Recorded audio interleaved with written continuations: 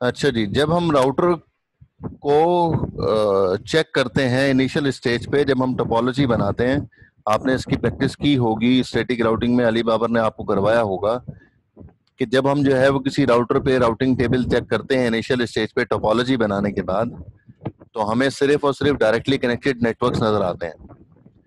वो directly connected networks जो है वो सिर्फ और सिर्फ सी के साथ नजर आ रहे होंगे। तो इनिशियल स्टेज पे राउटिंग टेबल सिर्फ इतना सा शो कर रहा होगा जो कि सी के साथ होगा। बाकी नेटवर्क जितने भी हैं वो हमें फिर मैन्युअली कॉन्फ़िगर करने होंगे, जो कि इनडायरेक्टली कनेक्टेड होंगे, जिनकी इंफॉर्मेशन राउटिंग टेबल में मौजूद नहीं होगी। तो वो तमाम नेटवर्क की इंफॉर्मेशन मुझे मैन्युअली कॉन्फ़िगर करनी पड़ेगी, तो फिर जो है वो हम ये कंप्लीट टेबल देख पाएंगे।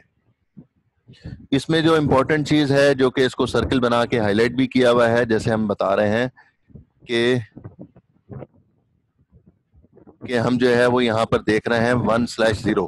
तो जो 1 लिखा हुआ है स्लैश से पहले, ये एडमिनिस्ट्रेटिव डिस्टेंस होता है, और स्लैश के बाद जो 0 लिखा हुआ है ये मैट्रिक है। 1 का मतलब है एडमिनिस्ट्रेटिव डिस्टेंस। एडमिनिस्ट्रेटिव डिस्टेंस का मतलब है कि अगर हमारे पास एक डेस्टिनेशन पे जाने के लिए 2 3 4 रास्ते मौजूद हों, जैसे मैं कहता हूं कि मुझे जो है वो घर से कीट जाने के 3 रास्ते मुझे मालूम है कि मैं पहुंच सकता हूं, उन 3 में से मेरे लिए कौन सा प्रेफरेबल है, मैं किसको प्रेफर करूंगा, तो वो वाला रूट जो है वो प्रेफरेबल रूट होगा। तो उस वक्त एडमिनिस्ट्रेटिव डिस्टेंस जो है वो इस्तेमाल होगा। तो हम एक को जो है वो जो प्रेफरेबल रूट होगा उसको 1 कह देंगे, उसके बाद जो है वो सेकंड वाला जो प्रेफरेबल रूट होगा, अगर पहला वाला अवेलेबल नहीं होगा तो मैं दूसरे से जाऊंगा, वो उसका AD2 हो जाएगा। फिर उसके बाद जो है वो हम तीसरा इस्तेमाल कर लेंगे, उसका AD जो है वो 3 हो जाएगा। 1 मिनट जरा होल्ड कीजिएगा। वालेकुम अस्सलाम। अल्हम्दुलिल्लाह जी, कौन बात कर रहे हैं? अच्छा जनाब, कैसी तबीयत आपकी? ठीक ठाक है? अल्हम्दुलिल्लाह।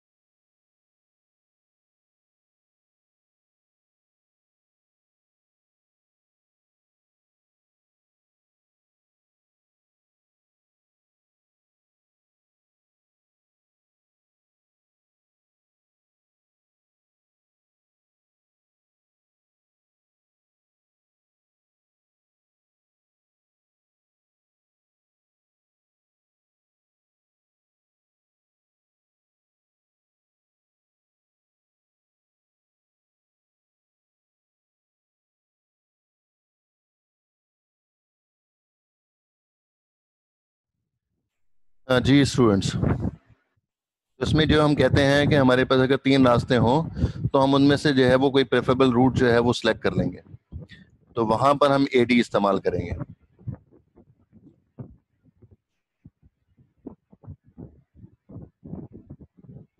तो AD के बारे में ये बता रहे हैं, यहाँ पर ये देख लें कि administrative distance is the feature that routers use in order to select the best path when there are 2 or more different routes to the same destination from 2 different routing protocols. Administrative distance define the reliability of our routing protocol. Each routing protocol is priorities in order of most to least reliable with the help of an administrative distance value. तो जिस तरह से मैंने value अभी आपको बताई थी 1 2 3, तो आप ये कहते हैं कि आपको जो है वो 3 में से सबसे बेस्ट वाला कौन सा है जिसका AD आपने 1 रखा था। अगर वो वाला रूट अवेलेबल नहीं है तो जिसका AD आपने 2 रखा था वो वाला प्रेफरेबल रूट होगा, और अगर ये वाला भी अवेलेबल नहीं है तो फिर तीसरा जिसका AD आपने 3 रखा था वो वाला प्रेफरेबल रूट होगा। तो इस तरह से तीनों में से जो है वो प्रेफरेबल रूट जो है वो इस तरह से सिलेक्ट होगा। स्लैश के बाद जो 0 लिखा हुआ है वो है मैट्रिक, और मैट्रिक जो है वो स्टैटिक राउटिंग में हमेशा 0 होता है, क्योंकि हमने शुरू में भी डिस्कस किया था कि स्टैटिक राउटिंग को हम मैन्युअली कॉन्फ़िगर करते हैं, इसमें कहीं एल्गोरिथम यूज नहीं होता। तो जब हम मैन्युअली यूज कर रहे होंगे तो मैट्रिक की जरूरत तो वहां पर पड़ती है जब हम कहते हैं कि हम वो वाला रास्ता इख्तियार करें यूनिवर्सिटी जाने के लिए जहाँ की बैंडविड्थ ज्यादा हो, मतलब रोड बहुत चौड़े चौड़े हो, वो वाला रूट मैं सिलेक्ट करूंगा। हम यूनिवर्सिटी जाने के लिए वो वाला रूट सिलेक्ट करेंगे जहां से मुझे जो है वो कम वक्त लगेगा, मीन डिले कम से कम हो। हम जो है वो यूनिवर्सिटी जाने के लिए वो वाला रास्ता इख्तियार करें जिसकी रिलायबिलिटी जो है वो बेहतरीन हो, मतलब जो है वो लिंक जो है वो रोड जो है बार बार टूटा हुआ ना हो, बंद ना हो, और अगर बंद हो भी जाए तो उसको जो है वो बहुत जल्दी जो है वो सही कर दिया जाता हो, तो हमें कंफर्म हो कि ये वाला रूट तो जो है वो अवेलेबल होता ही है, तो वो रिलायबिलिटी उसकी अच्छी होती है। तो ऐसे और भी पैरामीटर्स मौजूद हैं जो कि मैट्रिक्स में इन्वॉल्व किए होते हैं। लेकिन जब हम कह रहे हैं कि स्टैटिक राउटिंग में हम मैनुअल कॉन्फ़िगर करते हैं, हम रूट जो है उसको खुद बताते हैं कि फला डेस्टिनेशन पे जाने के लिए आपको कौन सा रूट सिलेक्ट करना पड़ेगा, तो फिर वहां पर मैट्रिक की इन्वॉल्वमेंट नहीं होती है। तो इसलिए जब भी हम स्टैटिक राउटिंग कॉन्फ़िगर करेंगे तो हमेशा हमें यहाँ पर स्लैश के बाद 0 नजर आएगा। ये जो लेफ्ट साइड पर हम बता रहे हैं कि एस लिखा हुआ है, यहाँ पर एस लिखा हो और उसके साथ यहाँ पर हमेशा 0 ही लिखा होगा, 0 के अलावा कुछ भी नहीं लिखा होगा, कभी भी कुछ नहीं आ सकता। लेकिन अगर एस के अलावा कुछ लिखा हुआ है, कोई और राउटिंग प्रोटोकॉल कॉन्फ़िगर किया हुआ है, यहाँ एस नहीं लिखा हुआ, तो फिर यहाँ पर जो है वो स्लैश के बाद जो 0 लिखा हुआ है उसकी वैल्यू फिर चेंज होगी, फिर वहां पर हम यूज करेंगे जब हम कोई और राउटिंग प्रोटोकॉल कॉन्फ़िगर करेंगे। लेकिन जब तक हम स्टैटिक राउटिंग यूज करते रहेंगे उस वक्त तक मैट्रिक की वैल्यू हमेशा 0 रहेगी। इस स्लाइड से आपको कोई क्वेश्चन पूछना है तो पूछ लें भाई, anyone?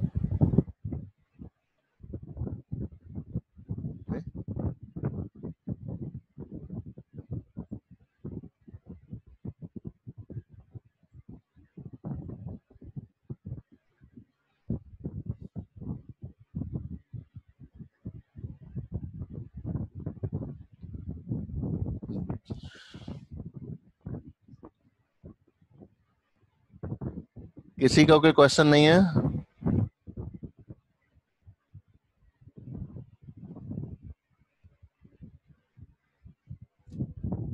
Ahmad Ali,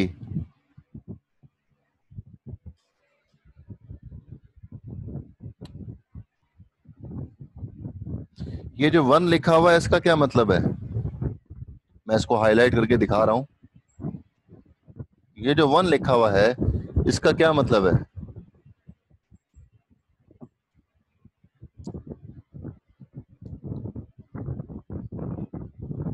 mic on करें और बोलें भाई। सर ये एडमिनिस्ट्रेटिव डिस्टेंस है जो कि अवेलेबल होगा वो उसको मतलब जो सबसे पास वाले आईपी है उसके लिए अवेलेबल जो है उसके लिए हम लोग कर रहे हैं इसको। ये स्टैटिक है तो 1/0 ही होगा। अगर यहाँ पर जो है वो 2 लिखा हुआ है फिर? सर अगर 1 अवेलेबल नहीं होगा मतलब वो वाला राउट अवेलेबल नहीं होगा तो वो 2 पे जाएगा। ठीक है, ठीक है, ओके, सही है।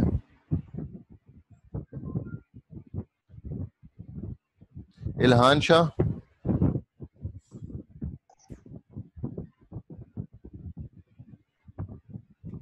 इल्हान शाह,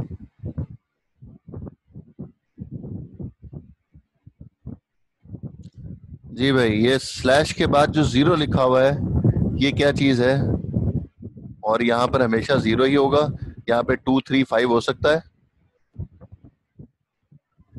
नहीं सर, ये मैट्रिक होता है, अगर डायनेमिकली यूज करेंगे राउटिंग वगैरह तो उसमें इस्तेमाल होगा, तो इसमें वो सब चीज़ें आती हैं कि बैंडविड्थ वगैरह, कॉस्ट वगैरह, इसमें इसके थ्रू बताते हैं। स्टैटिक राउटिंग में इसका कोई ताल्लुक नहीं होता, हम लोग खुद मैनुअली बता रहे होते हैं, तो जब यहाँ पे हमेशा 0 रहेगा। ओके, ठीक है, सही है। हमजा खटक,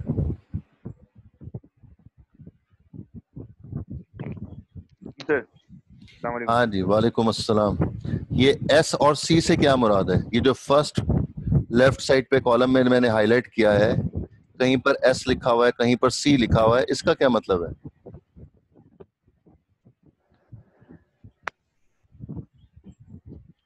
सॉरी सर, आपकी आवाज नहीं है सर, यहाँ पे बारिश हो रही है, नेट का इशू है, आप दोबारा रिपीट करेगा। अरे वाह, थोड़ी सी हमारे पास भी पहुंचा दो भाई बारिश। सर आपके तो इतनी हो गई है सर, हमारे तो अभी शुरू हुई है। अच्छा सही है। मैं सवाल ये पूछ रहा हूँ कि यहाँ पर एस जो है वो एस से क्या मुराद है, और नीचे जो सी लिखा हुआ है इससे क्या मुराद है? सर एस से मतलब है कि स्टैटिक राउटिंग हो रही है, और जो सी लिखा हुआ है इसका मतलब है कि डायरेक्टली कनेक्टेड है। ठीक है, किस पर एस करेंगे कॉन्फ़िगर, किस पे जो है वो हमें कहाँ पर एस कॉन्फ़िगर करना होगा? कैसे पता चलेगा? सर जो भी राउटर से डायरेक्टली कनेक्टेड नहीं होगा सर, वो जो है उस पर करना पड़ेगा एस। ओके गुड है, ठीक है, सही है।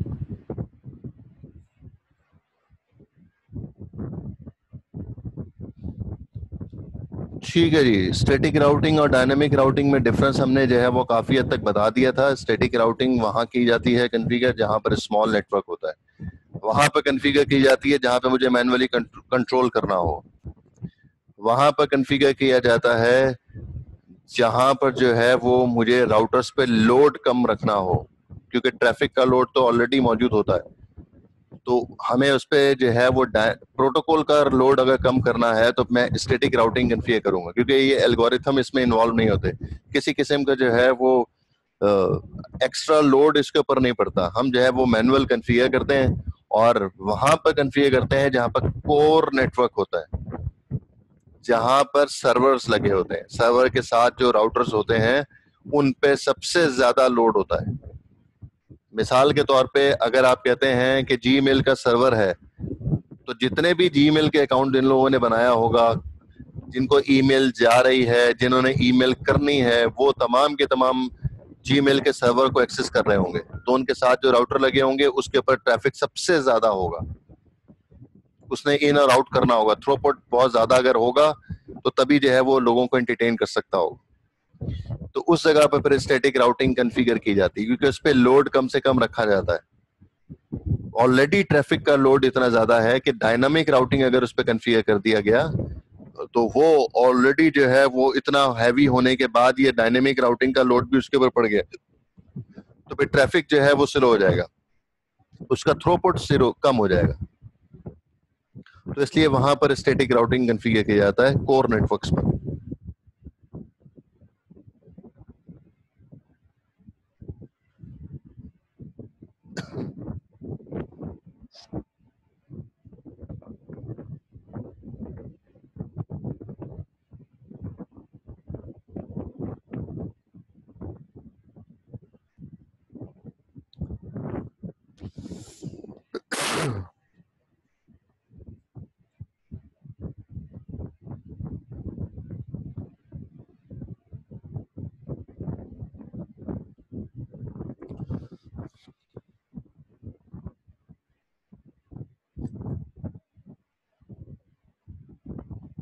जी, डायनामिक राउटिंग वहाँ कॉन्फ़िगर किया जाता है जहाँ पर हम कहते हैं कि हमें मैनुअल कॉन्फ़िग कंट्रोल नहीं करना, और ये वहाँ पर मुमकिन होता है जहाँ पर हम मीडियम और लार्ज नेटवर्क की बात करते हैं।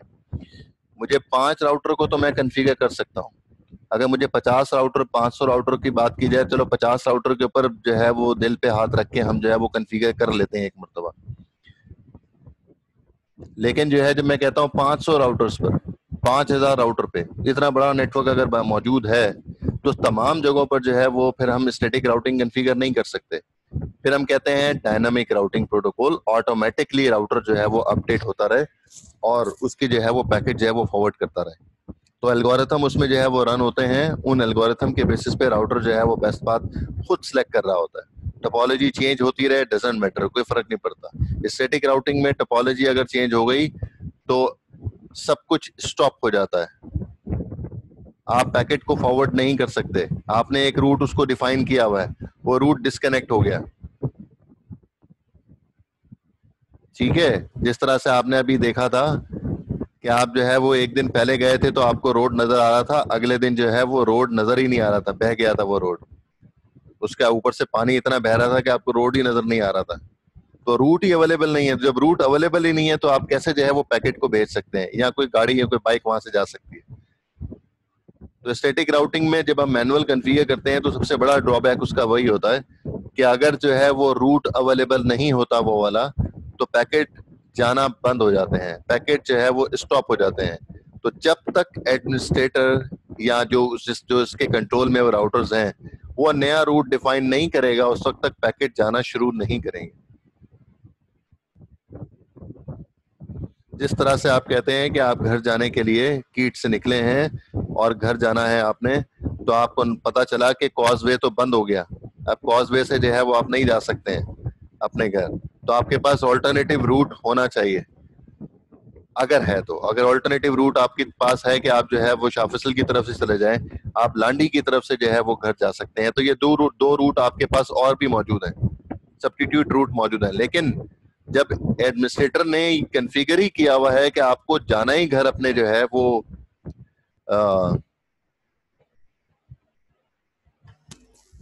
कॉजवे से है, तो फिर आप जो है वो किसी सूरत में भी डेस्टिनेशन पे नहीं जा सकते, अपने घर नहीं आ सकते। तो आपको इन्फॉर्मेशन लेनी होगी कि भाई मुझे घर जाना है तो मुझे बता दो कोई और रास्ता मौजूद है। तो वो कहेगा हाँ आप जो है वो यहाँ से 2.5 नंबर से शाफिसल के थ्रू भी जा सकते हैं, या आप जो है वो आगे लांडी की तरफ से भी जो है वो अपने घर जा सकते हैं। तो 2 रूट और आपको मिल गए। आपने जो है वो अपने माइंड में सेट कर लिया कि मैं जो है वो वाया शाह फैसल कॉलोनी में जा सकता हूँ, तो अब उस पे जो है वो एडमिनिस्ट्रेटर ने आपके रूट को चेंज कर दिया, अब आप जा सकते हैं। तो इसी तरह से राउटर को भी हमें दोबारा से कन्फिगर करना पड़ता है स्टैटिक राउटिंग में। डायनामिक राउटिंग में ऐसा नहीं करना पड़ता। डायनामिक राउटिंग में अगर रूट बंद हो जाता है तो दूसरा रूट अवेलेबल होगा, तो राउटर्स खुद ब खुद अपडेट करते रहते हैं एक दूसरे को। स्टैटिक राउटिंग में राउटर्स एक दूसरे को कभी भी अपडेट नहीं करते।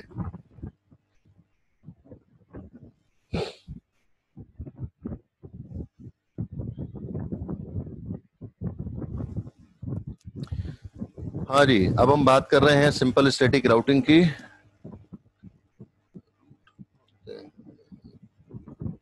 जी, बैकअप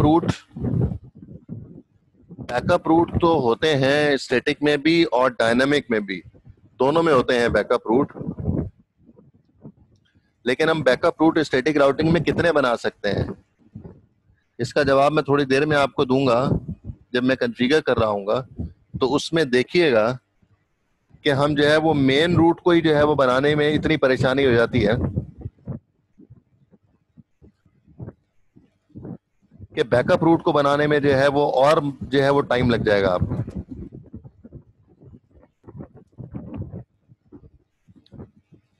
लेकिन डायनामिक राउटिंग के अंदर हमें बैकअप रूट बनाने की जरूरत नहीं पड़ती है। राउटर के पास जो है वो तमाम इंफॉर्मेशन मौजूद होती है, तमाम रूट्स के बारे में इंफॉर्मेशन मौजूद होती है, इसलिए अगर वो एक लिंक फेल हो भी जाता है तो वो फौरन जो है वो स्विच कर जाता है दूसरे रूट पर। स्टैटिक राउटिंग में एक सेंडर से डेस्टिनेशन तक पैकेट को पहुंचाने के लिए बहुत कमांड्स लिखनी पड़ती हैं, और अगर हम बैकअप रूट भी उसमें बना लें तो फिर डबल जो है वो काम हो जाता है, और तीसरा भी बैकअप बना लें तो फिर जो है 3 गुना काम बढ़ जाता है।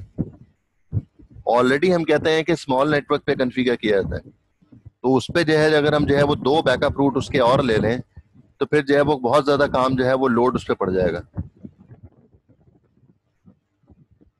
इसमें देखें यहाँ पर जो है वो एक टोपोलॉजी बनी है।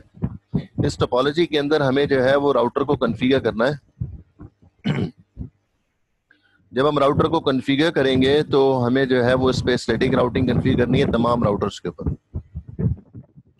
अभी अगर मैं पो राउटर को देखता हूं तो पो राउटर के ऊपर जो राउटिंग टेबल है, अगर मैं इसको लिखता हूं शो आईपी रूट, तो शो आईपी रूट लिखने के ऊपर जो है मुझे जो इंफॉर्मेशन मिलती है वो यहाँ पर लिखा हुआ होता है सी, और फिर लिखा होगा 192.168.1.0 और /27 मास्क लिखा होगा। मैं शॉर्ट फॉर्म में /27 लिख रहा हूँ, और जो भी उसकी इंफॉर्मेशन होगी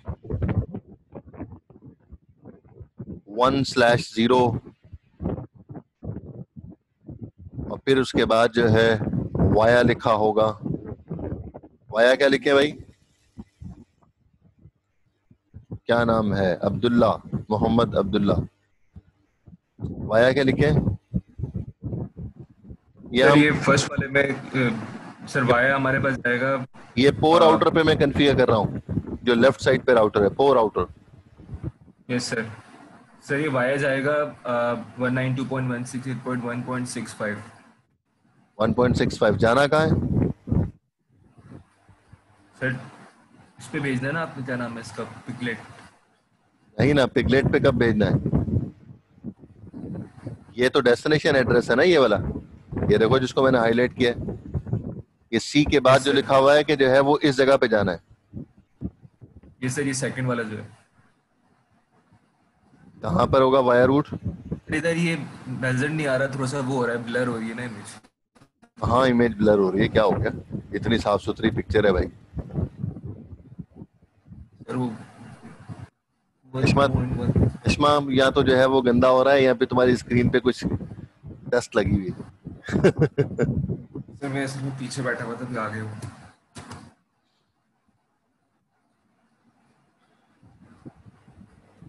भाई ये डायरेक्टली कनेक्टेड है ना, तो डायरेक्टली कनेक्टेड तो साथ ही है ना, डायरेक्टली कनेक्टेड तो साथ ही है, तो फिर वाया रूट इसमें कहां से आ जाएगा? इसमें तो वाया रूट नहीं आएगा ना, 1/0 आएगा। तो यहाँ पे तो हम लिख देंगे सिंपल वाले पे जाना है, डायरेक्टली होगा तो उस पर लिख देंगे कि डायरेक्टली कनेक्टेड। यहाँ पे लिख देंगे डायरेक्टली कनेक्टेड। मैं डायरेक्टली कनेक्टेड नेटवर्क की बात की है मैंने। ये देखो यहाँ पर जो नेटवर्क लिखा होगा, सब सुन लें, ये सी लिखा हो या एस लिखा हो, उसके बाद जो नेटवर्क होगा वो बता रहा है कि पोर आउटर से इस नेटवर्क पे जा सकते हैं। इस नेटवर्क पे जाने के लिए कैसे जाएंगे? डायरेक्टली कनेक्टेड है, ये लिखा हुआ।